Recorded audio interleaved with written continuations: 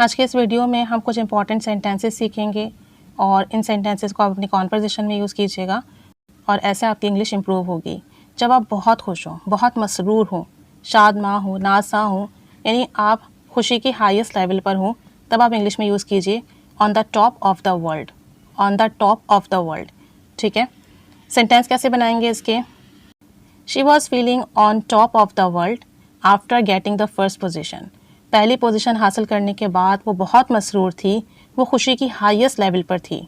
She was feeling on top of the world after getting the first position. एक और sentence देखें, I felt at the top of the world when the case was over. जब case ख़त्म हुआ तो मैंने खुद को बहुत मसरूर महसूस किया, बहुत खुश महसूस किया, खुशी की इंतहा पर महसूस किया। I felt at the top of the world when the case was over. एक और सेंटेंस देखें, अपनी मंगनी की तकरीब के बाद मैं खुद को हवाओं में उड़ता महसूस कर रही हूँ, खुशी की इंतहा पर महसूस कर रही हूँ। I am feeling on the top of the world after my engagement party. I am feeling on the top of the world after my engagement party, यानी अपनी मंगनी के बाद मैं खुद को बहुत हवाओं में महसूस कर रही हूँ, बहुत खुशी की इंतहा पर महसूस कर रही हूँ।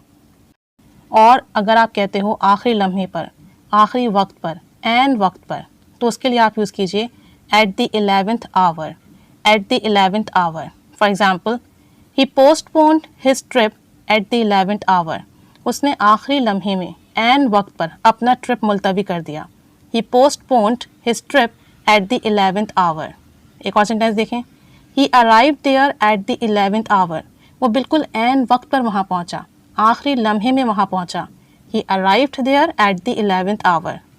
एक और सेंटेंस देखें, Their meeting was cancelled at the 11th hour. बिल्कुल आखिरी लम्हे में एन वक्त पर उनकी मीटिंग मनसूख कर दी गई।